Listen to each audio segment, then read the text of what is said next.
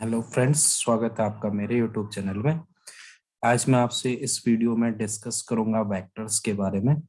और इस वीडियो को आप एंड तक देखिए क्योंकि वेक्टर से रिलेटेड जितने भी चीज़ें हैं वो इस वीडियो में मैं आपसे डिस्कस करने वाला हूँ। आपको ये वीडियो अच्छा लगेगा क्योंकि आपके लिए बोर्ड एग्जाम के लिए बहुत अच्छा ये वीडियो है। इसमें आप वेक्टर्स के बारे में सारी चीज़ों को जान पाएंगे। तो सबसे पहले स्टार्ट करते हैं कि वेक्टर होता क्या है। तो फिजिकल क्वांटिटी आपके पास दो तरह की होती हैं, एक होती है स्केलर और एक होता है आपके पास वेक्टर। तो जो स्केलर क्वांटिटी होती है इसका ओनली मैग्नीट्यूड होता है, डायरेक्शन नहीं होती है।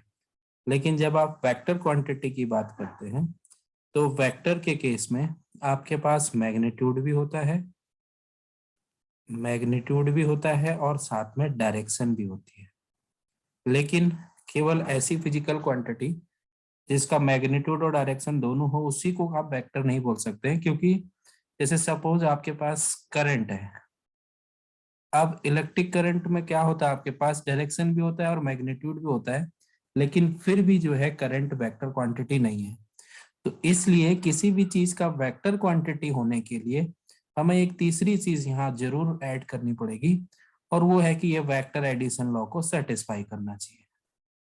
तो यानी अगर आपको ये कंफर्म करना है कि कोई भी क्वांटिटी वेक्टर क्वांटिटी है या नहीं, तो उसके लिए तीन चीजें होना जरूरी है।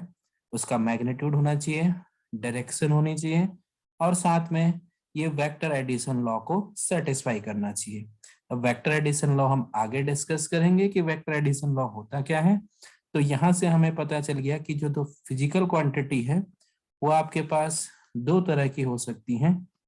एक है आपके पास स्केलर क्वांटिटी, एक है वेक्टर क्वांटिटी।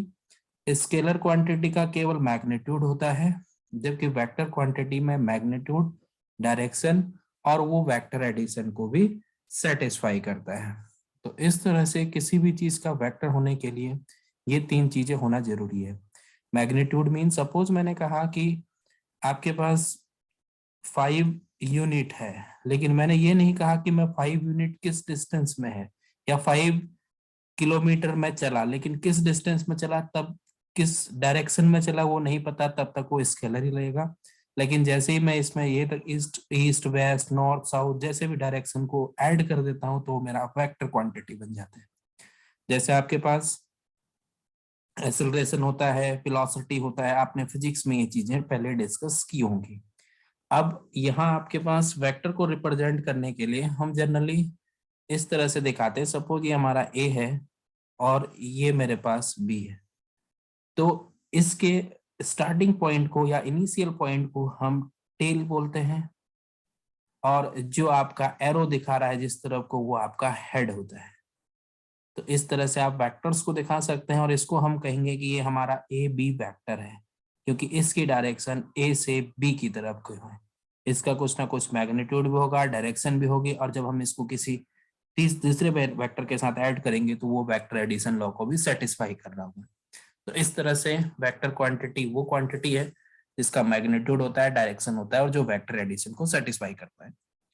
अब हम डिस्कस करते हैं कुछ डिफरेंट टाइप के वेक्टर्स। जैसे आपके पास पहला वेक्टर है जीरो या नल वेक्टर। तो जीरो और नल वेक्टर में पहली कंडीशन तो ये है कि इसका मैग्नीट्यूड जो है वो जीरो होना चाहिए। इसका मैग्नीट्यूड जीरो होगा, और इसकी डायरेक्शन जो होगी आपके पास, अगर मैं डायरेक्शन की बात करूं जीरो वेक्टर की, तो कोई भी आर्बिट्री डायरेक्शन हो सकती है, एनी आर्बिट्ररी डायरेक्शन। एक्चुअली क्या होता है कि अगर कोई भी वेक्टर नल वेक्टर है तो उसका इनिशियल और टर्मिनल पॉइंट सेम होगा। यानी सपोज करो मैंने ये ए लिया और मैं घूम के यहीं पे फिर से ए पे आ गया, तो इसका इनिशियल और टर्मिनल पॉइंट फिक्स था, इसलिए इसको ए वेक्टर बोलेंगे, और ये आपका कौन सा वेक्टर होगा, नल वेक्टर होगा। तो इस तरह से नल वेक्टर मीन जिसका मैग्नीट्यूड 1 होगा और डायरेक्शन कोई भी आर्बिट्री डायरेक्शन हो सकती है। अब बात आती है यूनिट वेक्टर की। तो यूनिट वेक्टर का मतलब इसका जो मैग्नीट्यूड होगा आपके पास वो 1 होगा। जैसे सपोज करो मैंने एक वेक्टर लिया ए वेक्टर, और इसको मैंने कहा कि ये मेरे पास आई कैप है।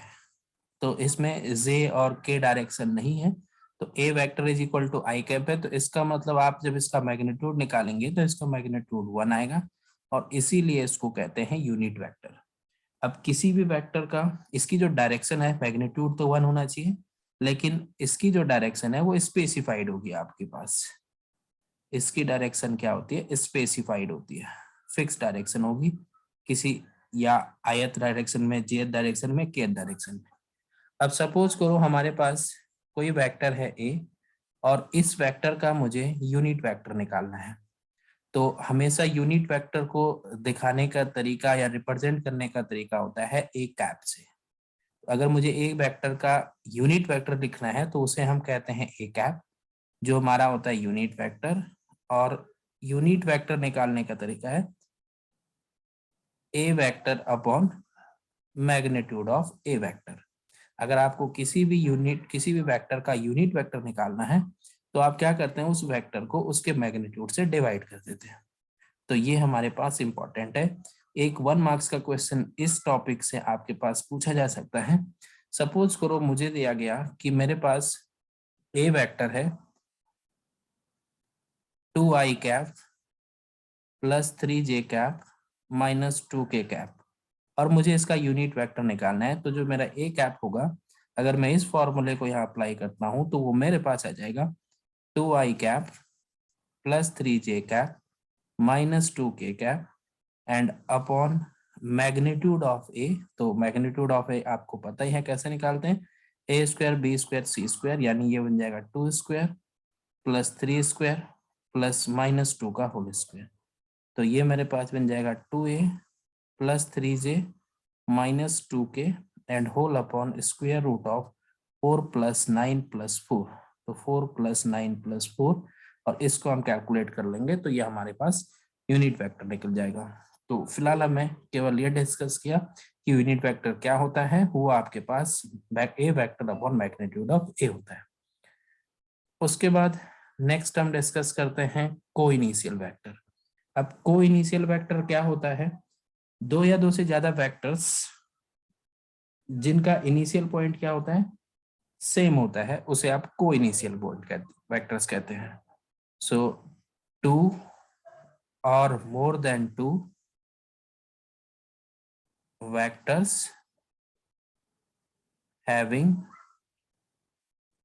same co-initial point, यानी दो या दो से ज्यादा वेक्टर्स जिनका इनिशियल पॉइंट सेम हो उसे आप क्या कहते हैं, को इनिशियल वेक्टर्स कहते हैं। जैसे सपोज करो मैंने एक पॉइंट वेक्टर लिया ये, इसी तरह से दूसरा ये, इसी तरह से तीसरा सपोज करो ये ले लिया, इसको मैंने नाम दिया ए वेक्टर, इसको बी वेक्टर और इसको सी वेक्टर। तो हम यहाँ पे देख पा रहे हैं कि ए बी और सी का जो इनिशियल पॉइंट है वो सेम है। तो इस तरह के वेक्टर्स को ए बी सी को आप कहेंगे को इनिशियल वेक्टर है। अब नेक्स्ट हमारे पास आता है इक्वल वेक्टर्स। इक्वल वेक्टर्स क्या होते हैं, टू या टू वेक्टर्स जिनका डायरेक्शन भी क्या होता है, सेम, जिनका डायरेक्शन सेम हो और साथ के साथ इनका मैग्नीट्यूड भी सेम हो, सेम मैग्नीट्यूड। यानी दो वेक्टर आपके पास तभी जाके इक्वल वेक्टर हो सकते हैं जब उनका डायरेक्शन और मैग्नीट्यूड दोनों के दोनों क्या होंगे, सेम होंगे। नेक्स्ट हमारे पास है नेगेटिव ऑफ अ वेक्टर। अब हम कैसे करके किसी भी वेक्टर का नेगेटिव निकाल सकते हैं, तो उसके लिए हम क्या करते हैं, सपोज करो मेरे पास एक ए बी वेक्टर है। तो नेगेटिव ऑफ अ वेक्टर होने का मतलब है कि अगर आप इसकी डायरेक्शन को अपोजिट कर लेते हो, यानी अभी ए टू बी डायरेक्शन है, अगर मैं इसको बी टू ए कर देता हूं तो ये तभी जाके इक्वल होगा ए बी के, अगर मैं इसके आगे क्या लगा दूं, नेगेटिव लगा दूं। इसे कहेंगे आप नेगेटिव ऑफ अ वेक्टर। तो यानी नेगेटिव ऑफ अ वेक्टर के लिए आपको डायरेक्शन को क्या करना पड़ता है, चेंज करना पड़ता है। मैग्नीट्यूड तो सेम रहता है लेकिन डायरेक्शन क्या हो जाएगी, चेंज हो जाएगी। मैग्नीट्यूड सेम होगा लेकिन डायरेक्शन क्या हो जाएगी, इसकी चेंज हो जाएगी। तो उस तरह के वेक्टर को आप बोलते हैं कि वो आपका नेगेटिव ऑफ अ वेक्टर है। अब उसके बाद आपके पास है फ्री वेक्टर्स। तो फ्री वेक्टर्स का मतलब होता है कि ऐसे वेक्टर्स जिनका इनिशियल पॉइंट जो है वो इससे स्पेसिफाइड नहीं होता है। इनिशियल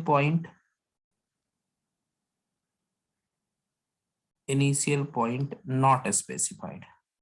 अगर किसी भी वेक्टर का आपको इनिशियल पॉइंट पता नहीं है स्पेसिफाइड, तो उस तरह के वेक्टर्स को आप बोलते हैं फ्री वेक्टर है, वो कहीं भी घूम सकते हैं। जैसे आपने कहा ए वेक्टर, अब मुझे इसमें पता ही नहीं लग रहा है कि इसका इनिशियल पॉइंट कहाँ है, जबकि अगर मैं कह रहा हूँ ए बी वेक्टर तो मुझे इसमें साफ पता लग रहा है कि इसका इनिशियल पॉइंट ए है और टर्मिनल पॉइंट बी है। जबकि इस केस में मुझे नहीं पता कि इसका इनिशियल वेक्टर क्या होगा, इनिशियल पॉइंट क्या होगा। इस तरह के वेक्टर्स को बोलते हैं फ्री वेक्टर्स। नेक्स्ट हमारे पास बहुत इंपॉर्टेंट चीज जो है कि पैरेलल वेक्टर्स, यानी दो वेक्टर्स आपके पास पैरेलल कब होंगे। अब ये जो पैरेलल वेक्टर है इसका बहुत इंपॉर्टेंट रोल होता है। ये आपके पास मोस्ट ऑफ द केसेस में पूछा जाता है या इससे क्वेश्चन बनने के ज्यादा चांसेस होते हैं। तो पैरेलल वेक्टर्स पैरेलल लाइंस की तरह है। आपको पता है कि जब आपके पास दो लाइनें पैरेलल होती हैं तो उनके बीच का एंगल जो है या तो 0 डिग्री होना चाहिए या फिर 180 होना चाहिए। तो वही चीज यहाँ भी है। अगर आपके पास दो वेक्टर पैरेलल वेक्टर हैं तो ये दो तरह से पैरेलल हो सकते हैं, एक होता है लाइक और एक होता है अनलाइक। लाइक मीन्स जब वेक्टर पैरेलल तो हो लेकिन उनकी डायरेक्शन भी सेम हो, और अनलाइक मीन्स कि जब पैरेलल तो हो लेकिन डायरेक्शन सेम ना हो। इस तरह से ये बन जाता है आपका लाइक और अनलाइक, टू पार्ट्स में डिवाइड हो जाता है। तो अब हम डिटेल से देखते हैं कि पैरेलल वेक्टर्स होता क्या है।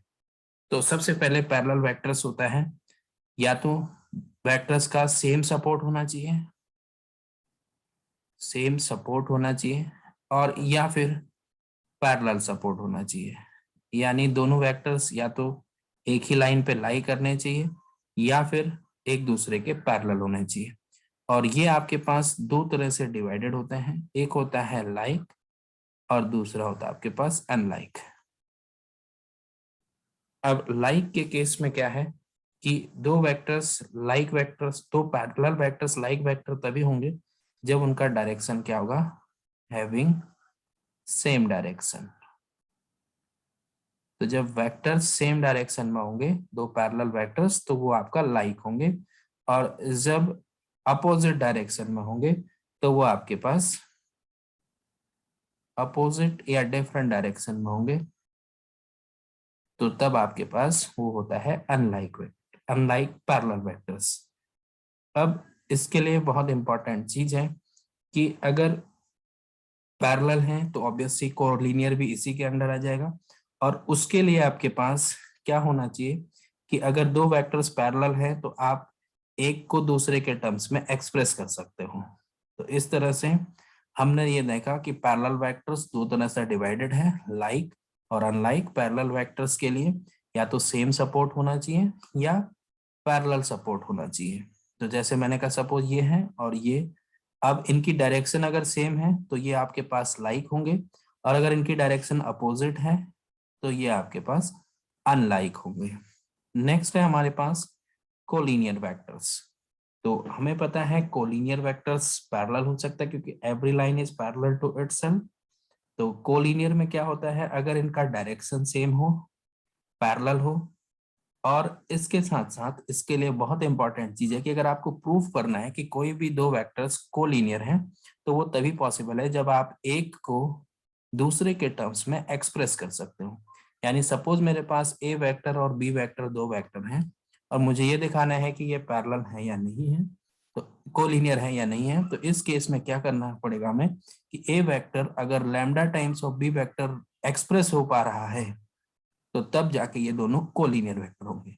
जैसे सपोज मैंने ए वेक्टर ले लिया 2i plus 3j cap plus 4k cap, और बी वेक्टर मैंने ले लिया 6i cap 9j cap plus 12k cap.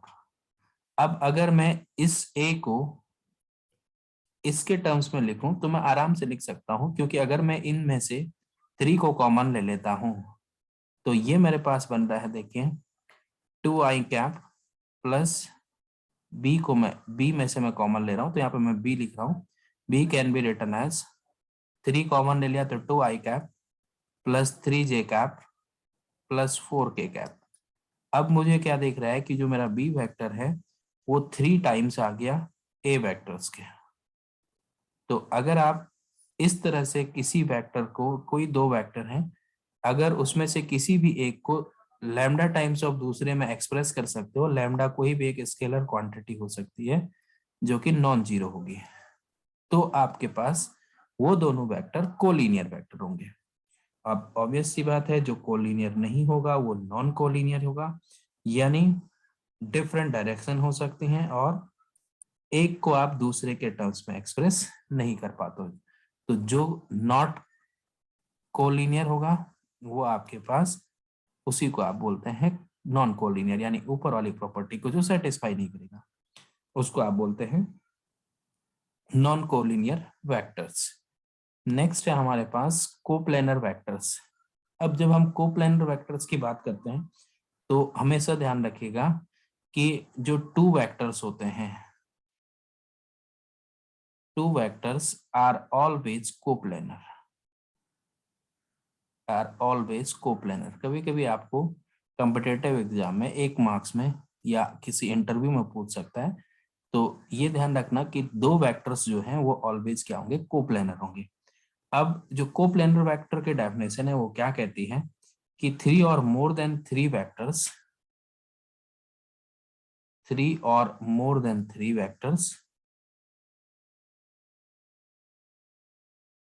lie on the same plane, lie on the same plane or parallel plane, or parallel to the same plane, same plane are called coplanar vector। यानी अगर आपको 3 vector दे रखे हैं तो वो तभी coplanar हो सकते हैं जब वो तीनों के तीनों एक ही प्लेन पे लाई कर रहे होंगे। सपोज करो मैंने एक प्लेन बनाया और इस पे मैंने कहा कि इसमें ए वेक्टर, बी वेक्टर और सी वेक्टर लाई कर रहे हैं, तो इस केस में ये तीनों क्योंकि इसी एक ही प्लेन के अंदर है तो ए बी सी आपके कोप्लेनर वेक्टर हो जाएंगे। लेकिन जैसे ही सपोज करो मैंने ये डी वेक्टर इसके बाहर बनाया तो ए बी सी तो कोप्लेनर है लेकिन A B C D coplanar नहीं है क्योंकि ये इस प्लेन से बाहर है। और एक चीज हमेशा ध्यान रखिएगा कि जो टू वेक्टर्स होते हैं वो ऑलवेज कोप्लेनर होते हैं, यानी दो वेक्टर हमेशा एक ही प्लेन पर लाई करेंगे, इसलिए ऑलवेज क्या होंगे, कोप्लेनर वेक्टर्स होंगे। अब हम डिस्कस करते हैं कि कैसे करके हम मैग्नीट्यूड निकालते हैं किसी भी वेक्टर का। तो सपोज करो मेरे पास ए कोई वेक्टर है और जिसको मैंने कहा कि ये मेरा एक्स आई कैप प्लस वाई जे कैप प्लस जेड के कैप है। तो एक्चुअली ये अगर 3 डायमेंशनल है तो मैंने इस तरह से इसको दिखाया और ये मेरा एक पॉइंट हो गया P, X, Y और Z। अब मुझे इस P पॉइंट का मैग्नीट्यूड निकालना है या इस A वेक्टर का मैग्नीट्यूड निकालना है। तो उसके लिए मैं क्या करता हूँ कि मेरे पास ये ओरिजिन है, तो आपको पता है ओरिजिन है तो सारे पॉइंट 0,00 होंगे।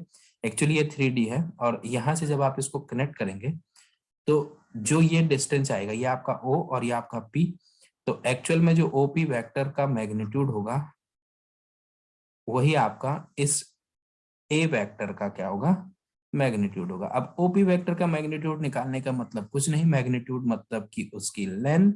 तो आप O से लेके और P तक की लेंथ निकालेंगे। हमें पता है 3 डायमेंशनल ज्योमेट्री में कि अगर दो पॉइंट है तो उनके बीच की डिस्टेंस कैसे निकाल सकते हैं, तो उसके लिए x minus 0 whole square, y minus 0 whole square, z minus 0 whole square. तो इसका मतलब मेरा जो A वेक्टर का मैग्नीट्यूड आएगा वो यहां से बन जाएगा X square plus Y square plus Z square, और यही होता है magnitude of any vector. Magnitude means the length of that particular vector from the origin. अगर आपको दो वेक्टर दे रखे हैं तो उसके बारे में हम आगे डिस्कस करेंगे कि कैसे करके हम उनका मैग्नीट्यूड और पोजीशन वेक्टर निकाल सकते हैं। तो इस तरह से अगर आपको किसी भी वेक्टर का मैग्नीट्यूड निकालना है तो आप आराम से निकाल सकते हैं। सपोज करो मुझे कोई वेक्टर दिया, फॉर एग्जांपल के लिए ए 2i कैप -2j कैप और +4k कैप, और मुझे इसका मैग्नीट्यूड निकालना है। तो इसका मैग्नीट्यूड इज इक्वल टू हो जाएगा x का स्क्वायर, यानी यहाँ पे x की वैल्यू 2 है तो 2 का स्क्वायर, प्लस अब -2 का स्क्वायर प्लस 4 का स्क्वायर। तो यहां से मेरे पास बन जाएगा magnitude of a is equal to square root of 4 + 4 + 16। तो ये मेरे पास बन जाएगा 16 + 4 + दिस, तो 24 इन स्क्वायर रूट। और अगर मैं इसको ब्रेक करना चाहूं तो फिर से इसको आप लिख सकते हैं 4 × 6, और यहाँ से ये हो जाएगा आपके पास 2√6। तो ये आपका मैग्नीट्यूड आ जाएगा। इस तरह से आप किसी भी वेक्टर का मैग्नीट्यूड फाइंड कर सकते हैं। Next the very important thing, triangle law of addition, और इसी से को बोलते हैं एडिशन ऑफ टू वेक्टर्स, यानी कैसे करके आप दो वेक्टर्स को आपस में ऐड कर सकते हैं। ये बहुत इंपॉर्टेंट चीज। अब देखिए क्या होता है, सपोज करो मेरे पास दो वेक्टर हैं, ए वेक्टर और बी वेक्टर, और इन दो वेक्टर्स को मैंने क्या करना है, ऐड करना है। तो एक चीज हमेशा ध्यान रखिएगा, सपोज मैंने ये बनाया आपके पास ए वेक्टर, तो अगर मुझे इस ए वेक्टर में किसी दूसरे वेक्टर को ऐड करना है तो इसके हेड से मुझे दूसरे को स्टार्ट करना पड़ेगा, यानी ये जो बी वेक्टर होगा वो यहाँ से इसके हेड से स्टार्ट होना चाहिए। तो सपोज करो मैंने कहा कि ये मेरा है बी वेक्टर, और यहाँ से इसका इनिशियल पॉइंट है, और इसको मैंने नाम दे दिया बी वेक्टर। तो पहले वाले के स्टार्टिंग पॉइंट से और दूसरे वाले के एंडिंग पॉइंट को जब मैं आपस में ज्वाइन करूंगा तो एक ट्रायंगल फॉर्म होगा, और इसीलिए इसको कहते हैं वेक्टर एडिशन या triangle law of vector addition. तो इसका जो वेक्टर एडिशन होगा वो होगा आपके पास ए वेक्टर प्लस बी वेक्टर। यानी आपने क्या किया, अगर आपको एक वेक्टर का इनिशियल पॉइंट से वेक्टर दिया हुआ है ए वेक्टर, तो आप क्या करेंगे, आपको अगर इसमें कुछ ऐड करना है इसमें ए में, तो इसके एंड या टर्मिनल पॉइंट से दूसरा वेक्टर स्टार्ट होना चाहिए, वो आपने बना दिया। और फिर इन दोनों का जो रिजल्टेंट होगा ए और बी का, वो आपका ए के स्टार्टिंग पॉइंट से और बी के एंडिंग पॉइंट को ज्वाइन करने वाला वेक्टर होगा। तो आप इस तरह से भी इसको देख सकते हैं। सपोज करो ये आपके पास है, ये हमारे पास ए वेक्टर है, ये बी वेक्टर है, तो ये आपके पास हो जाएगा a vector plus B vector. अब अगर मैं इसके अपोजिट डायरेक्शन की बात करता हूं, सपोज करो मैंने कहा कि इधर इस साइड मुझे जाना है, तो अगर ये ऊपर की तरफ बी वेक्टर है और इस साइड मैग्नीट्यूड सेम है, तो मुझे नीचे जाने के लिए यहाँ पे बी वेक्टर तो लिखना पड़ेगा, लेकिन इस केस में ध्यान रखिएगा इसकी डायरेक्शन अपोजिट है। अगर ये अपवर्ड डायरेक्शन में था तो बी था, अगर इसके अपोजिट डायरेक्शन में है तो ये -बी वेक्टर हो जाएगा। इस केस में भी मैं इन दोनों को ऐड कर सकता हूं, तब मुझे यहां से रिजल्टेंट डालना पड़ेगा। और इस केस में देखिए क्या होगा, ए वेक्टर प्लस, एक्चुअल में मैं ऐड कर रहा हूं लेकिन ये -बी वेक्टर है, तो इसका जो रिजल्टेंट वेक्टर बन जाएगा वो ए वेक्टर -बी वेक्टर मिल जाएगा। और डायरेक्शन कहां से होगी, पहले वाले के स्टार्टिंग पॉइंट से दूसरे वाले के एंड में। इस तरह से ये आपके पास डायरेक्शन हो जाएगी। इस लॉ को कहते हैं ट्रायंगल लॉ ऑफ एडिशन या एडिशन ऑफ टू वेक्टर्स। इस तरह से हम आराम से क्या कर सकते हैं, दो वेक्टर्स को ऐड कर सकते हैं। अब इसी को आगे बढ़ाते हुए हमारे पास है नेक्स्ट की parallelogram law of addition of vectors, यानी पैरेललोग्राम में एडिशन ऑफ वेक्टर्स कैसे सेटिस्फाई होता है। तो फिर से सपोज करो मैंने इस केस में एक पैरेललोग्राम बनाया, सपोज ये मेरे पास एक पैरेललोग्राम है। अब मैंने इसको नाम दे दिया सपोज ओ ए बी और सी। सपोज ये मेरे पास ए वेक्टर है, ये मेरे पास बी वेक्टर है। तो अब यहां से देखिए, अगर ओ ए वेक्टर, ये अगर एक पैरेललोग्राम है तो ओ ए जो होगा वो ऑब्वियसली पैरेलल होगा किसके, सी बी के। तो इसका मतलब पैरेलल होगा और इक्वल भी होगा, तो इसको मैंने नाम दे दिया ए वेक्टर अगेन। और अगर ये ए बी पैरेलल और इक्वल होगा तो यहाँ पे आपके पास बी वेक्टर होगा। अब आप क्या कर सकते हैं, फिर से एक्चुअली हम अप्लाई तो ट्रायंगल लॉ ही करेंगे। देखिए अगर मैं इसको ज्वाइन करता हूं ओ को अगर मैं बी से ज्वाइन करता हूँ और ओ बी निकालने की कोशिश करता हूँ, तो मेरा जो ओ बी होगा वो कुछ नहीं होगा बल्कि ए वेक्टर प्लस बी वेक्टर होगा। और अगर मैं यहाँ से भी देखूंगा तो वही चीज आपको मिलेगी। देखिए, अगर मैं यहाँ से ऐड करने जाऊंगा तो ये बी वेक्टर, देखिए इनिशियल से स्टार्ट किया, बी के टर्मिनल से ए को स्टार्ट किया और रिजल्टेंट ए बना। तो एक्चुअल में ए वेक्टर प्लस बी वेक्टर लिखो चाहे बी वेक्टर प्लस ए वेक्टर लिखो, बात एक ही है, क्योंकि वेक्टर एडिशन जो है वो कॉम्यूटेटिव लॉ को होल्ड करता है। आगे मैं इसके बारे में डिस्कस करूंगा कि लॉज ऑफ वेक्टर एडिशन क्या क्या होते हैं।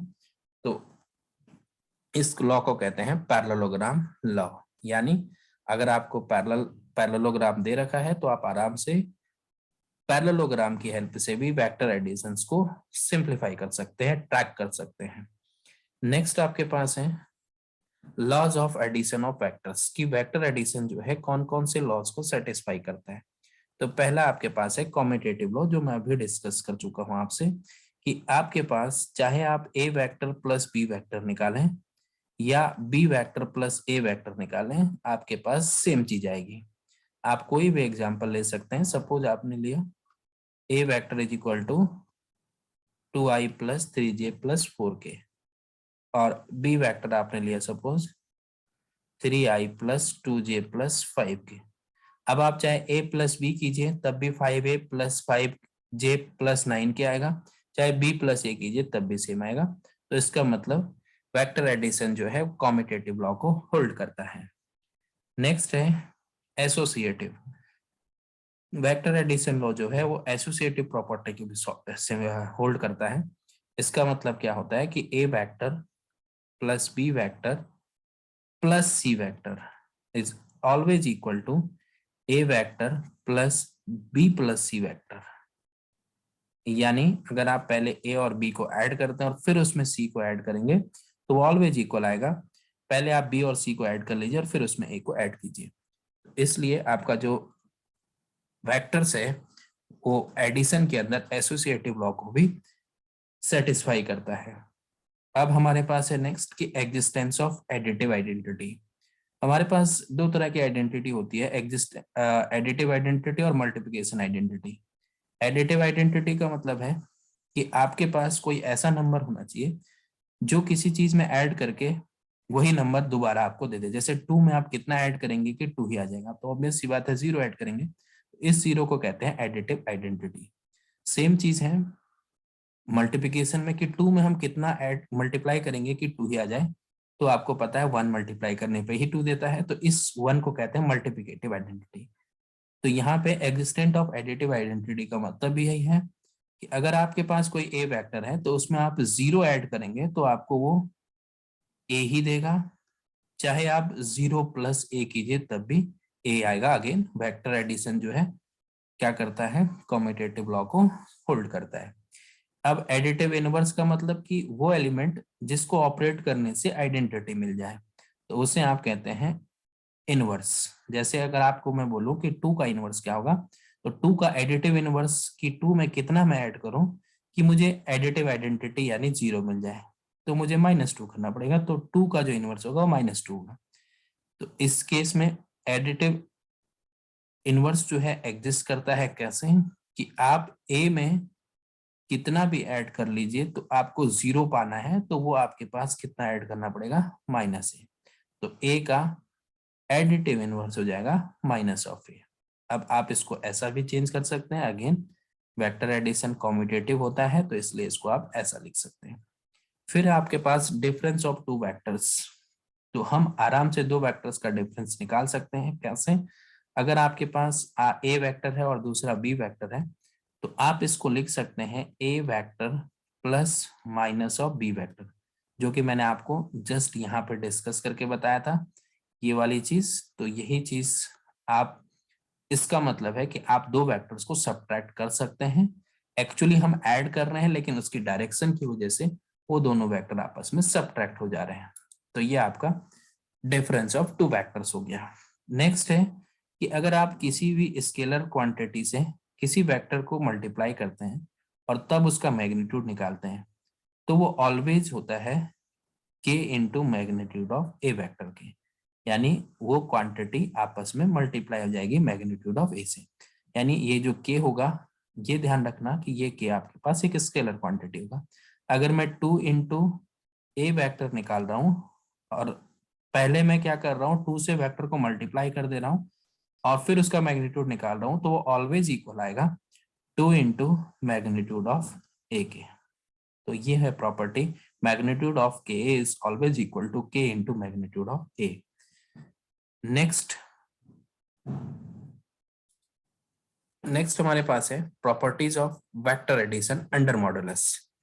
अब अगर हम वेक्टर एडिशन कर रहे हैं और उसके बाहर से मॉडुलस ले रहे हैं, तो उसकी वैल्यू क्या होगी उस पर फोकस करते हैं, बहुत इंपॉर्टेंट है। यहाँ से आपके पास डायरेक्ट 1 नंबर का क्वेश्चन पूछ सकता है, 2 नंबर का क्वेश्चन पूछ सकता है। तो हमेशा ध्यान रखिएगा कि अगर आप 2 वेक्टर को पहले ऐड कर रहे हैं और तब उनका मैग्नीट्यूड निकाल रहे हैं, तो वो always less than equal to आएगा दोनों के अलग अलग मैग्नीट्यूड के सम के। और इस लॉ को कहते हैं ट्रायंगल इनइक्वालिटी, या तो वो लेस होगा या फिर वो इक्वल होगा।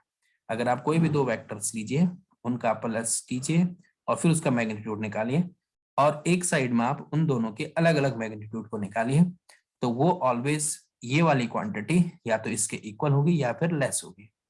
सिमिलरली इस केस में थोड़ा सा ध्यान रखिएगा कि जब आप माइनस करने जाते हैं तो ए वेक्टर माइनस बी वेक्टर का होल मैग्नीट्यूड जो है वो always greater than equal to होता है magnitude of A minus magnitude of B के।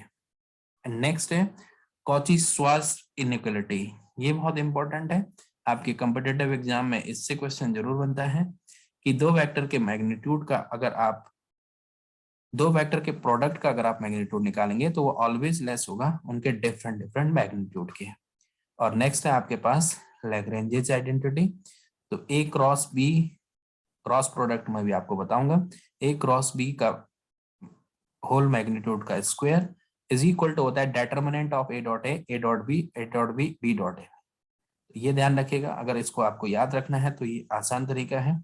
ए क्रॉस बी के मैग्नीट्यूड का स्क्वायर डिटर्मिनेंट ऑफ, अब आप क्या करेंगे देखिए, यहाँ लिखिए ए डॉट ए और दूसरे इसके सेम डायगोनल में लिख दीजिए बी डॉट बी, और बाकी दोनों जगह ए डॉट बी और यहाँ भी आपके पास ए डॉट बी। आपके पास ये वैल्यू और ये वैल्यू दोनों की आती है, सेम आती है।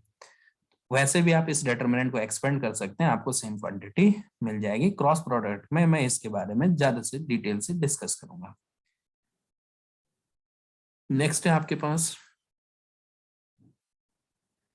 Components of vectors. अब कंपोनेंट ऑफ वेक्टर्स क्या होते हैं, सपोज करो मैंने कहा कि मेरे पास कोई पॉइंट है 2, 3 और 5, तो इसके जो स्केलर कंपोनेंट होंगे, इस पॉइंट के जो स्केलर कंपोनेंट होंगे, स्केलर कंपोनेंट तो आपके पास क्या होंगे 2, 3, 5 ही होंगे, क्योंकि स्केलर कंपोनेंट होने का मतलब ओनली आपको मैग्नीट्यूड से मतलब है, उनके सफिक्स से मतलब है। तो 2, 3, 5 आपके पास स्केलर कंपोनेंट होंगे। लेकिन अगर आप वेक्टर कंपोनेंट की बात करेंगे तो उस केस में आपको इसको डायरेक्शन में देना पड़ेगा, तो वो हो जाएगा आपके पास 2i + 3j + 5k, क्योंकि हमें पता है ये x, ये y और ये के डायरेक्शन को या z डायरेक्शन को दिखाता है। तो इस केस में इसको हम रखेंगे 2i + 3j + 5k। फिर आपके पास आता है position vector of a vector. अगर आपको पोजीशन वेक्टर निकालना है किसी भी पॉइंट का, सपोज करो आपको 3, 5 और 6 का पोजीशन वेक्टर चाहिए, तो एक्चुअल में क्या होता है, जो पोजीशन वेक्टर निकलता है किसी एक पॉइंट का, वो आप डायरेक्टली किसकी हेल्प से निकालते हैं, ओरिजिन के सफिक्स में निकालते हैं। सपोज ये P है, अगर आपको इसका पोजीशन वेक्टर चाहिए तो आप ओरिजिन से इसको कनेक्ट करेंगे और आप आराम से इसका पोजीशन वेक्टर निकाल देंगे। तो इस केस में जो इसका पोजीशन वेक्टर होगा ए वेक्टर इज इक्वल टू, वो हो जाएगा 3i + 5j + 6k। तो इस तरह से आप पोजीशन वेक्टर निकाल सकते हैं। अब इंपॉर्टेंट चीज की पोजीशन वेक्टर ऑफ 2 पॉइंट्स कैसे निकालेंगे, कि जब हमारे पास 2 पॉइंट गिवन होंगे तो उनका हम पोजीशन वेक्टर कैसे फाइंड करेंगे। तो सपोज करो मेरे को एक पॉइंट दिया हुआ है ए, जिसके कोऑर्डिनेट दिए मुझे 2, 3 और 5, और बी मेरे पास एक पॉइंट है 5, 4 और 3। अगर मुझे पोजीशन वेक्टर चाहिए ए बी, तो इसको हम दिखाते हैं ए बी, और इसको याद रखने के लिए आप ऐसा लिख सकते हैं, just for the remember b minus a. B minus a का मतलब है कि आप कॉरस्पॉन्डिंग बी में से ए को माइनस करते चले जाइए और उसको डायरेक्शन देते चले जाइए। जैसे 5 में से 2 माइनस होगा तो ये बन जाएगा 5 माइनस 2 और डायरेक्शन दूंगा तो आई कैप प्लस, फिर 4 में से 3 कम होगा तो 4 माइनस 3, फिर आपके पास जे कैप और फिर यहाँ पर आ जाएगा 3 माइनस 5 और के कैप। तो इस तरह से आपके पास आ जाएगा 3 आई कैप देन प्लस जे कैप देन माइनस 2 के कैप। तो ये हमारा पोजीशन वेक्टर हो जाएगा ए बी का। अगर हमें कभी बी ए निकालना है तो ध्यान रखिएगा बाद वाले में से पहले वाले को माइनस करते हैं, तो ए माइनस बी करना पड़ेगा। ए माइनस बी मीन्स अब इस बार 2 माइनस 5 करूंगा तो ये आ जाएगा माइनस का 3 आई कैप, फिर 3 माइनस 4 तो माइनस का जे कैप और 5 माइनस 3 तो प्लस का 2 की कैप। अब आपको यहाँ से क्लियर पता चल रहा होगा कि अगर ए बी ये है और बी ए ये है तो इन दोनों में केवल डिफरेंस किस चीज का है, सिंबल का है, डायरेक्शन का है। तो यानी आपको डायरेक्टली यहाँ से पता लग रहा होगा कि ए बी जो है वो माइनस ऑफ बी ए के इक्वल हो सकता है, जो हमने नेगेटिव ऑफ वेक्टर्स में पढ़ रखा था। तो ये आपके पास है। इस तरह से आप पोजीशन वेक्टर निकाल सकते हैं 2 पॉइंट्स का। नेक्स्ट देखें सेक्शन फॉर्मूला। अब देखें आपने सेक्शन फॉर्मूला पढ़ा हुआ है। सपोज करो ए वेक्टर और बी वेक्टर 2 पॉइंट है। अब इन 2 पॉइंट्स को सपोज ये आपके पास ए है, ये आपके पास बी है और एक यहाँ पे आपके पास सी वेक्टर जो इस दोनों को m क्रॉस या m रेशियो n में डिवाइड कर रहा है। तो इस केस में जो सी वेक्टर होता है वो इक्वल होगा सेम वही जो आप जनरल पढ़ते आ रहे हैं, m vector plus m into b vector plus n into a vector upon m plus n। लेकिन ये जो पॉसिबिलिटी है ये इंटरनल डिवीजन के लिए। अब आपने एक्सटर्नल डिवीजन के लिए देखा होगा कि यही फॉर्मूला क्या चेंज हो जाता है, c vector is equal to m b vector minus n a vector upon m minus n. अब मैं इसका प्रूफ नहीं दिखा रहा हूँ क्योंकि उसका प्रूफ करने के लिए आपको थोड़ा सा लेंथी प्रोसेस फॉलो करना पड़ता है, ट्रायंगल लॉ को अप्लाई करना पड़ता है, तब इंटरनल और एक्सटर्नल डिवीजन मिल जाता है। लेकिन जनरली हमें डायरेक्टली ये सब चीजें फॉर्मूले के हेल्प से ही क्वेश्चन में करनी होती हैं। इस तरह से आप आराम से क्या कर सकते हैं, सेक्शन फॉर्मूला अप्लाई कर सकते हैं। वही आप अगर सेंट्रॉइड की बात करते हैं कि अगर आपके पास सपोज करो एक ट्रायंगल है, इस तरह से आपने ट्रायंगल लिया, ये ए वेक्टर है, ये बी वेक्टर है और ये सी वेक्टर है और इसका सेंट्रॉइड आपको निकालना है। तो सेंट्रॉइड आपको पता है मीडियन का पॉइंट ऑफ इंटरसेक्शन होता है। तो जो इसका सेंट्रॉइड निकलेगा वो निकलेगा a vector plus B vector plus C vector upon 3। तो ये आपके सेंट्रॉइड के कोऑर्डिनेट हो जाएंगे, वेक्टर्स हो जाएगा। नेक्स्ट अब इंपॉर्टेंट चीज हम डिस्कस करते हैं कि डॉट प्रोडक्ट से। अब देखिए डॉट प्रोडक्ट क्या होता है। अगर आपको 2 वेक्टर्स का डॉट प्रोडक्ट निकालना है तो डॉट प्रोडक्ट ऑलवेज एक स्केलर क्वांटिटी आता है, इसीलिए डॉट प्रोडक्ट को स्केलर प्रोडक्ट भी कहते हैं। यानी 2 वेक्टर क्वांटिटी का अगर आप डॉट प्रोडक्ट निकालने जाते हैं तो आपको ऑलवेज एक स्केलर क्वांटिटी मिलता है और इसीलिए इसको आप स्केलर प्रोडक्ट भी कहते हैं।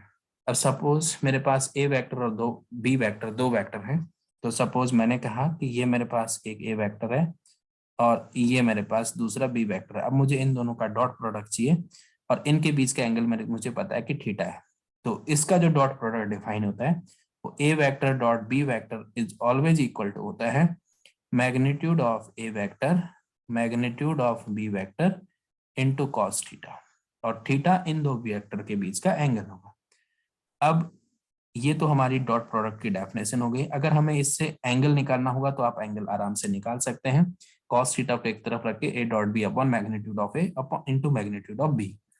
लेकिन अब इंपॉर्टेंट चीज क्या है कि डॉट प्रोडक्ट तो हो गया, लेकिन अगर मुझे आई डॉट आई निकालना है तब क्या होगा। अब देखिए आई डॉट आई का मतलब magnitude of i cap into magnitude of i cap और cos i dot i means इन दोनों के बीच का एंगल 0 होगा, तो इसलिए कॉस 0। और यहां से मुझे पता है कि कॉस 0 की वैल्यू 1 होती है। आई कैप एक यूनिट वेक्टर है, आई कैप यूनिट वेक्टर है, तो यूनिट वेक्टर का मैग्नीट्यूड 1, तो 1 इंटू 1 इंटू कॉस 0 भी 1, तो ये आ जाएगा आपके पास 1। तो यानी अगर आप दो सेम वेक्टर का डॉट प्रोडक्ट निकालते हैं तो वो ऑलवेज किसके इक्वल आएगा, 1 के इक्वल। इसका रीजन मीन्स अगर आप आई डॉट आई निकालेंगे या जे डॉट जे निकालेंगे तो तब वो किसके इक्वल आएगा, वो भी 1 के इक्वल। और के डॉट के निकालेंगे तो तब वो भी किसके इक्वल आएगा, 1 के इक्वल, क्योंकि ये दोनों के दोनों यूनिट वेक्टर हैं। अब अगर मैं निकालता हूं आई डॉट जे, तो आई डॉट जे का मतलब वही आई कैप मैग्नीट्यूड, जे कैप मैग्नीट्यूड, और यहाँ बन जाएगा cos 90, क्योंकि आई जे मीन्स कि अगर आपके पास ये आयत डायरेक्शन है तो ये आपके पास जेथ होती है, इन दोनों के बीच का एंगल 90 होता है, इसलिए मैंने थीटा की जगह 90 ले लिया है। तो अब cos 90 मुझे पता है 0 होता है, तो यानी दो परपेंडिकुलर वेक्टर्स का जो डॉट प्रोडक्ट होगा वो किसके इक्वल आता है, 0 के इक्वल। तो इस तरह से मैं अब आराम से आई डॉट जे 0 हो गया, जे डॉट के निकालूं तो वो भी 0 होगा क्योंकि दोनों के बीच 90 का होगा। फिर मैं अगर आई डॉट के निकालूं तो वो भी मेरा कितना आएगा, 0 आएगा। तो इस तरह से ये मेरे पास डॉट प्रोडक्ट और उससे रिलेटेड चीजें हो गई। अब नेक्स्ट है मेरे पास प्रोजेक्शन ऑफ वेक्टर्स। अब प्रोजेक्शन ऑफ वेक्टर्स का मतलब कि अगर मुझे suppose projection means MS type होता है, तो अगर मुझे प्रोजेक्शन ऑफ ए वेक्टर निकालना है ऑन बी वेक्टर, तो ये ऑलवेज इक्वल टू होता है ए vector dot b vector upon magnitude of B vector. और अगर मुझे जस्ट अपोजिट निकालना है कि किसी एक बी वेक्टर का प्रोजेक्शन ऑफ बी वेक्टर निकालना है ऑन ए वेक्टर के ऊपर, तो वो मेरे पास हो जाएगा ए डॉट बी करूं चाहे बी डॉट ए करूं सेम ही आएगा, लेकिन अपॉन में मेरे पास इस बार क्या आ जाएगा, ए वेक्टर। तो ये ध्यान रखिएगा, अगर आपको किसी भी वेक्टर का प्रोजेक्शन चाहिए दूसरे के ऊपर, जैसे सपोज करो ये आपका ए वेक्टर है और ये आपका बी वेक्टर है, इसका प्रोजेक्शन आप परपेंडिकुलर ड्रॉ करके करेंगे तो उसकी जो वैल्यू आएगी वो आपके पास ए vector dot b vector upon magnitude of b आएगी। अगर यही चीज अपोजिट है कि बी का ए के ऊपर निकालना है प्रोजेक्शन, तो a dot B upon magnitude of a आएगा। लेकिन यहाँ कंफ्यूजन होता है बच्चों को, क्योंकि प्रोजेक्शन और प्रोजेक्शन वेक्टर्स दो अलग अलग चीजें हैं। अगर आपको प्रोजेक्शन वेक्टर चाहिए तो प्रोजेक्शन वेक्टर के केस में ध्यान रखना कि जब भी आपको प्रोजेक्शन वेक्टर चाहिए तो ऑब्वियस सी बात है, यहाँ से पता लग रहा है कि ये चीज जो आएगी एक वेक्टर क्वांटिटी आएगी। तो projection vector of A on B, अगर ए का प्रोजेक्शन वेक्टर चाहिए बी के ऊपर तो बस इतना चेंज कर लेते हैं हम लोग कि A dot B upon magnitude of B, ये तो वही रहेगा, लेकिन यहाँ पे आप इसको मल्टीप्लाई कर देते हैं बी वेक्टर से जिसपे प्रोजेक्शन निकालना है। सिमिलरली अगर आपको projection of b on a चाहिए, projection vector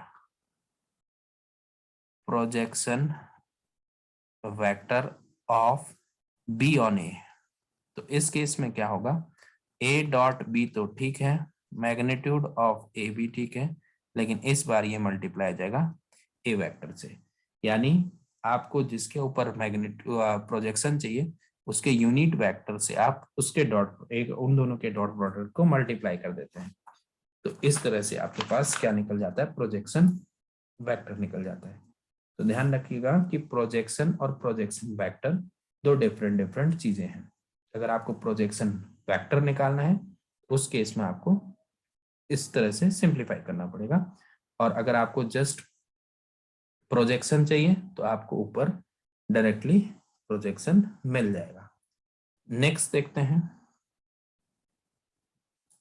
properties of dot या स्केलर प्रोडक्ट।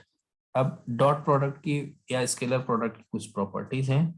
तो अभी मैंने आपको कुछ तो बता दी हैं कि आई डॉट आई करूंगा, जे डॉट जे करूंगा और के डॉट के करूंगा तो वो तो ऑलवेज 1 आएगा, क्योंकि इन दोनों के बीच का एंगल 0 डिग्री होता है, और आई डॉट मीन्स आई एक यूनिट वेक्टर है तो उसका मैग्नीट्यूड 1 होता है।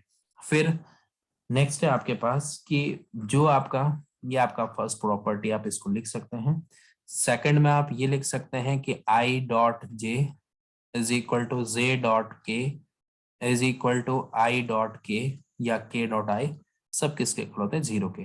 यानी अगर दो वेक्टर परपेंडिकुलर होंगे, अगर दो वेक्टर परपेंडिकुलर हैं तो ये कंडीशन होगी कि उनका डॉट प्रोडक्ट जो है वो क्या होना चाहिए, 0 होना चाहिए।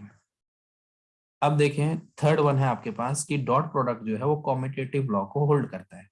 यानी अगर मैं a डॉट बी निकालूं या b डॉट a निकालूं, दोनों क्या आएंगे, सेम आएंगे। ये इसलिए क्योंकि डॉट प्रोडक्ट अभी आपको कहा कि स्केलर प्रोडक्ट है और स्केलर नंबर्स को आपस में मल्टीप्लाई कर रहे हैं, तो वो कॉम्यूटेटिव लॉ को हमेशा होल्ड करते हैं।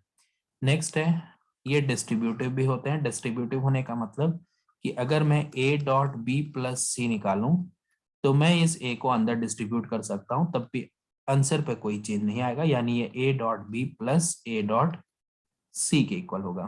तो इसे कहते हैं डिस्ट्रीब्यूटिव लॉ। तो यानी अगर आप किसी एक वेक्टर से अंदर एडिशन ऑफ वेक्टर को मल्टीप्लाई करते हैं या डॉट प्रोडक्ट निकालते हैं तो उससे कोई फर्क नहीं पड़ेगा। नेक्स्ट है अब एक इंपॉर्टेंट चीज कि अगर मैं ए वेक्टर डॉट ए वेक्टर निकालता हूं तो वो क्या होगा। अब यहां देखिए इस केस में आपके पास ये दोनों जो है यूनिट वेक्टर थे, तो यूनिट वेक्टर थे तो मैग्नीट्यूड 1 था, मैग्नीट्यूड 1 था तो पहली 1 आ गई थी। लेकिन यहाँ ए वेक्टर डॉट ए वेक्टर है, मैग्नीट्यूड 1 नहीं है और ऊपर से आपके पास कैप नहीं लगा हुआ है, तो इसका मतलब मैग्नीट्यूड 1 नहीं होगा।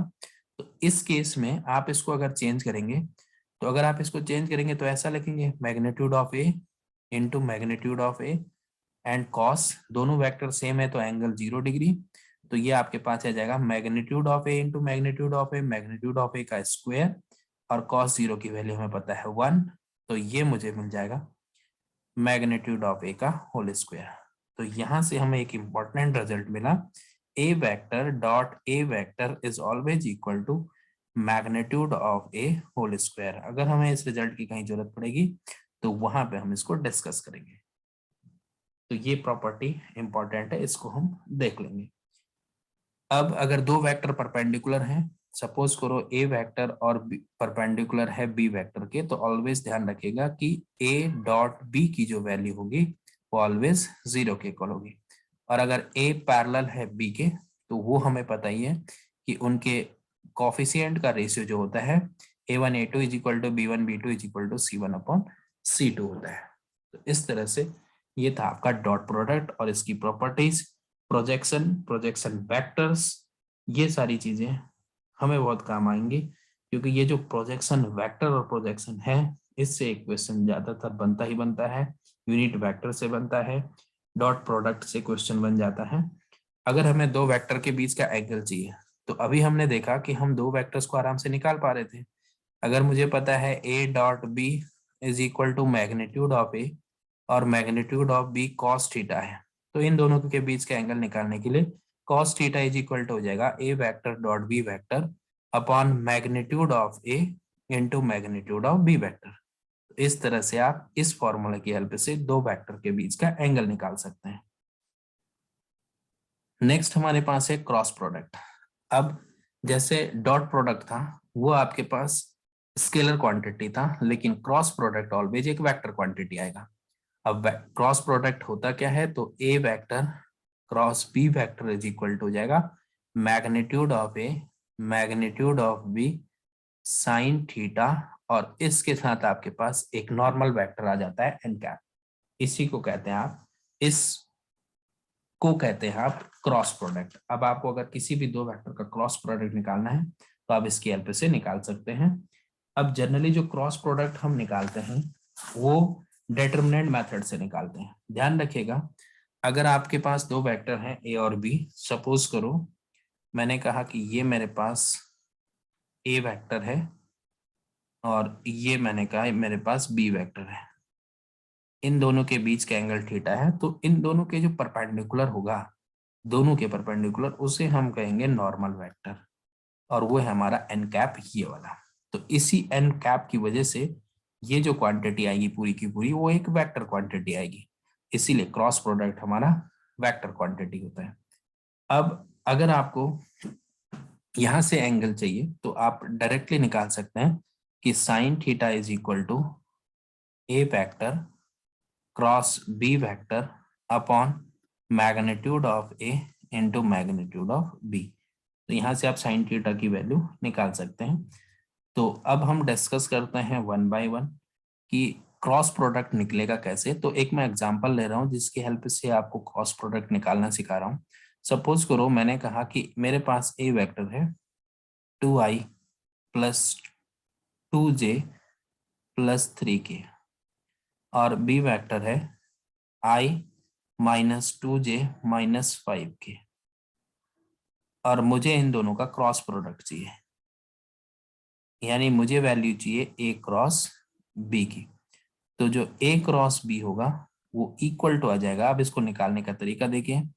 पहले आप आई जे और के लिए क्या बना दीजिए, एक रो बना दीजिए। नेक्स्ट यहां से आप ए वेक्टर के कोफिशिएंट्स को लिखिए, तो हो जाएगा 2 2 3। बी के लिखिए 1 -2 और -5 और इस पूरे को एक डेटर्मिनेंट मानते हुए सॉल्व कर लीजिए। तो हमें पता है कि हम डेटर्मिनेंट को कैसे सॉल्व करते हैं। तो उसके लिए हम क्या करते थे कि फर्स्ट कॉलम को अगर छुपा रहे हैं तो आई मेरे पास बचा यहाँ पे। देखिए आई था, मैंने इस रो और इस कॉलम को छुपा दिया। दिस इंटू दिस करूंगा तो इन दोनों का मल्टीप्लाई करूंगा तो ये आएगा -10 और ये वाला मल्टीप्लाई ऑलवेज नेगेटिव होता है, लेकिन -2 इंटू 3 कर रहा हो तो -6 और माइनस माइनस +6 बन जाएगा। फिर सेकंड वाला टर्म जब इसकी बात करूंगा तो जे को हम नेगेटिव में लिखेंगे क्योंकि दूसरा वाला नेगेटिव में लिखते हैं। अब मैं जे वाली रो और कॉलम को छुपा दूंगा तो फर्स्ट रो और सेकंड कॉलम मुझे छुपाना पड़ेगा। फिर 2 इंटू -5 करूंगा तो ये -10 और फिर ये वाला माइनस में यहाँ 1 है और यहाँ 3 है, इन दोनों का मल्टीप्लाई करूंगा तो 3 प्लस के कैप। अब मैं फर्स्ट रो और थर्ड कॉलम को छुपा रहा हूँ तो 2 इंटू -2 -4 और फिर यहाँ से 1 इंटू 2 हो जाएगा -2। तो जब मैं इसको सिंप्लीफाई करके लिखूंगा तो ये आएगा -10 प्लस 6, तो ये बन जाएगा -4i कैप। फिर -13 and minus is already there so +13 J cap और यहाँ पे मेरे पास -6 के कैप। तो ये मेरा आ जाएगा cross product A cross B. तो अगर आपको दो वेक्टर्स का क्रॉस प्रोडक्ट निकालना है तो आप इस तरह से आराम से फाइंड कर सकते हैं। नेक्स्ट देखते हैं प्रॉपर्टीज ऑफ क्रॉस प्रोडक्ट। अब क्या होता है देखिए, अगर आप दो वेक्टर्स का क्रॉस प्रोडक्ट निकाल रहे हैं तो उनका जो क्रॉस प्रोडक्ट होता है वो कॉम्यूटेटिव लॉ को होल्ड नहीं करता है। क्यों? क्योंकि इनकी जो डायरेक्शंस होंगी वो चेंज हो जाएंगी। तो इसलिए यहाँ पे आ जाएगा minus of B vector cross A vector, यानी ए क्रॉस बी जो होगा वो negative of B cross A के इक्वल होगा। सेकंड केस कि अगर मुझे A vector cross A vector निकालना है तो मुझे पता है ए क्रॉस ए क्या होता है, मैग्नीट्यूड ऑफ ए और sine theta, theta means 0 degree क्योंकि दोनों ए वेक्टर्स हैं, और इनटू एन कैप। लेकिन साइन 0 की वैल्यू हमें पता है 0 होती है, तो इसलिए ये पूरा का पूरा आपके पास 0 हो जाएगा। यानी अगर दो वेक्टर्स पैरेलल होंगे तो उसका क्रॉस प्रोडक्ट ऑलवेज क्या आएगा, 0 आएगा। नेक्स्ट है इसी प्रॉपर्टी पे बेस्ड कि अगर आपको आई क्रॉस आई चाहिए तो क्या होगा।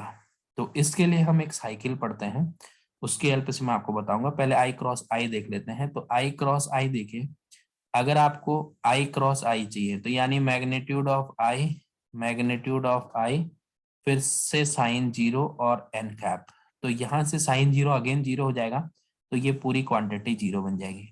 इसका मतलब फिर से आई क्रॉस आई 0 हो जाएगा। तो हम डायरेक्टली कह सकते हैं कि आई क्रॉस आई, जे क्रॉस जे और के क्रॉस के, तीनों के तीनों आपस में क्या होते हैं, 0 होते हैं। लेकिन अगर ये डिफरेंट होंगे तो तब क्या होगा, उसको समझने के लिए मैं आपको एक बता रहा हूँ सर्किल लॉ। अगर मैंने यहाँ दिया डायरेक्शन आई, इसको मैंने कहा जे और इसको मैंने कहा के, ये जस्ट एक ट्रिक टाइप का है। इसकी हेल्प से आप क्या कर सकते हैं, देखिए अगर आप आई और जे का क्रॉस प्रोडक्ट निकालेंगे तो श्योरली आपको के मिलेगा क्योंकि इन दोनों का मैग्नीट्यूड तो 1 हो जाएगा, साइन 90 की वैल्यू भी 1 हो जाएगी। लेकिन ये एन कैप जो है वो परपेंडिकुलर होना चाहिए आई और जे के, और आई और जे के परपेंडिकुलर होता है के। तो इसलिए अगर मैं बात करूं आई क्रॉस जे की, तो आई क्रॉस जे की वैल्यू ऑलवेज आएगी के। जबकि अगर मैं बात करूं फिर से देखिए, आई क्रॉस जे निकाला तो के। अब इसी सर्कल को आप घुमाते रहिए, जे क्रॉस के निकालिए तो आपको आई मिल जाएगा। तो यानी जे क्रॉस के जब निकालेंगे तो सेम डायरेक्शन में चल रहे हैं, तो इसलिए आपको डायरेक्टली आई मिल जाएगा। अगर आप यहीं से के क्रॉस आई निकाल रहे हैं, के क्रॉस आई, तो वो आपको जे मिल जाएगा। लेकिन जैसे ही आप अपोजिट डायरेक्शन में जाएंगे, opposite direction in the sense कि अगर मैं बोलूं कि आई क्रॉस के चाहिए, तो अब आप अपोजिट डायरेक्शन में जा रहे हैं तो जे की अपोजिट डायरेक्शन हो जाएगी। तो यानी अगर मैं आपको बोलूं कि आई क्रॉस के चाहिए, तो आई क्रॉस के लिए मुझे अपोजिट जाना पड़ रहा है, इसलिए इसकी जो वैल्यू जाएगी वो माइनस ऑफ जे हो जाएगी। सॉरी। नेक्स्ट देखिए, अगर मुझे के क्रॉस जे चाहिए, तो ये मेरे पास माइनस ऑफ आई हो जाएगा, क्योंकि फिर से मैं अपोजिट डायरेक्शन में जा रहा हूं, देखिए। और अगर मुझे नेक्स्ट केस में जे क्रॉस आई चाहिए, तो जे क्रॉस आई फिर से अपोजिट जाना पड़ेगा, तो माइनस ऑफ के हो जाएगा। इस तरह से आप आराम से क्रॉस प्रोडक्ट की प्रॉपर्टीज को देख सकते हैं। अब नेक्स्ट आपके पास है स्केलर ट्रिपल प्रोडक्ट। अब स्केलर ट्रिपल प्रोडक्ट क्या होता है कि जब हम किसी एक वेक्टर का, हमारे पास सपोज करो 3 वेक्टर हैं ए बी और सी, नाम से पता चल रहा है स्केलर ट्रिपल मीन 3 वेक्टर्स हमें लेने पड़ेंगे। तो स्केलर ट्रिपल प्रोडक्ट निकालने के लिए अगर हमें इनका स्केलर ट्रिपल प्रोडक्ट चाहिए, तो हम क्या करते हैं, किसी एक का डॉट बाकी के 2 के क्रॉस के साथ। तो देखिए, जब हम बी क्रॉस सी निकालेंगे तो एक वेक्टर मिलेगा, और जब इसका डॉट निकालेंगे ए के साथ, तो ये आपका स्केलर प्रोडक्ट निकल जाएगा। तो इसीलिए इसको कहा स्केलर ट्रिपल, या इसे मिक्स्ड प्रोडक्ट या बॉक्स प्रोडक्ट भी कहते हैं। और इसको रिप्रेजेंट करने का तरीका होता है इस तरह से, लार्ज ब्रैकेट के अंदर ए बी और सी, ये दिखाता है कि ये क्या है, स्केलर ट्रिपल प्रोडक्ट है। हमेशा ध्यान रखिएगा, अगर आपके पास, आप इनकी डायरेक्शंस को किसी भी तरह से, मतलब इनकी पोजीशन को कैसे भी कीजिए, उससे कोई मतलब नहीं है। अगर आप ए क्रॉस बी पहले कर रहे हैं और फिर डॉट निकाल रहे हैं सी का, तो वो भी आपका इक्विवेलेंट होगा इसी के। लेकिन एक चीज हमेशा ध्यान रखिएगा कि अगर आप इनके सीरीज को चेंज करते हैं तो वो नॉट पॉसिबल होता है। अगर अब मैं बोलूं कि B cross A dot C, तो ये पॉसिबल नहीं होता है। क्यों? क्योंकि इस केस में हम क्या कर रहे हैं, बी के बाद या तो सी आना चाहिए था, अगर बी के बाद ए आ गया तो ये सी है, तो इसकी डायरेक्शन क्या हो जाएगी, अब चेंज हो जाएगी, क्योंकि ये अपोजिट हो गए हैं। बी के बाद आप बैक जा रहे हैं ए के बाद आप बैक जा रहे हैं सी, तो इसको आप लिख सकते हैं minus of A B C के, या minus of scalar triple product of A B C के। तो यानी आप अगर सीरीज में जा रहे हैं तो आपको स्टार्ट से जा रहे हैं, ए बी सी कीजिए, बी सी ए कीजिए, सी ए बी कीजिए, तो वो तीनों के तीनों तो पॉजिटिव आएंगे। मीन्स अगर मैं ए बी सी लिख रहा हूं, या मैं बी सी ए लिख रहा हूं, या मैं ए बी सी ए, या सी ए बी लिख रहा हूं, इसमें कोई चेंज नहीं आएगा। लेकिन अगर मैं इसको अपोजिट लिख रहा हूं कि मैंने क्या किया, ए बी सी ना जाने की बजाय मैं गया सी बी और ए, तो तब ये किसके इक्वल होगा, इसमें नेगेटिव अप्लाई करना पड़ेगा। तो ये आपके पास होना चाहिए स्केलर ट्रिपल प्रोडक्ट। अब स्केलर ट्रिपल प्रोडक्ट निकालने के लिए आप डायरेक्ट क्या करते हैं कि अगर आपको सपोज करो 3 वेक्टर दे रखे हैं, 2 आई कैप सपोज प्लस 3 जे कैप प्लस 5 के कैप, और यहाँ बी वेक्टर दे दिया 3 आई कैप प्लस 4 जे कैप माइनस 3 के कैप, और सी वेक्टर आपको दिया हुआ है आई प्लस जे प्लस के कैप। तो अगर आपको इसका स्केलर ट्रिपल प्रोडक्ट चाहिए, ए वेक्टर बी वेक्टर और सी वेक्टर का, तो आप डायरेक्ट क्या करेंगे, इन तीनों वेक्टर से बनने वाला जो डिटरमिनेंट होगा उसकी वैल्यू निकाल देंगे। तो जैसे 2 3 5 3 4 माइनस 3 1 1 और 1, और इसका जब आप डिटरमिनेंट निकालेंगे तो ही आपका स्केलर ट्रिपल प्रोडक्ट हो जाएगा। तो आपके पास यहाँ से एक वेक्टर क्वांटिटी आएगी, सॉरी स्केलर क्वांटिटी आएगी, और आपको पता है कि ये स्केलर ट्रिपल प्रोडक्ट है तो ऑलवेज स्केलर ही बनेगा। तो इस तरह से आप इसको सॉल्व कर सकते हैं। अब कुछ प्रॉपर्टीज होती हैं स्केलर ट्रिपल प्रोडक्ट की जो मैं आपको डिस्कस कर चुका हूं कि ए बी सी, जनरली इस बार सीबीएसई ने इस बोर्ड से हटा दिया है इस टॉपिक को, B C A is equal to होता है सी ए बी के। लेकिन अगर आप इनकी डायरेक्शन चेंज कर देंगे तो आपको नेगेटिव लगाना पड़ेगा, दैट इज सी बी ए के। इस तरह से आप करते जा सकते हैं। नेक्स्ट है कि अगर आपके पास दो वेक्टर सेम है, जैसे ए और बी है, तो इसका जो एसटीपी होगा वो ऑलवेज 0 होगा। क्यों? क्योंकि आप अगर इसको करेंगे तो ए वेक्टर क्रॉस ए वेक्टर डॉट बी लिख सकता हूं, और दो सेम वेक्टर का क्रॉस प्रोडक्ट ऑलवेज 0 होता है, तो 0 डॉट बी ऑलवेज किसके इक्वल आ जाएगा? 0 हो जाएगा।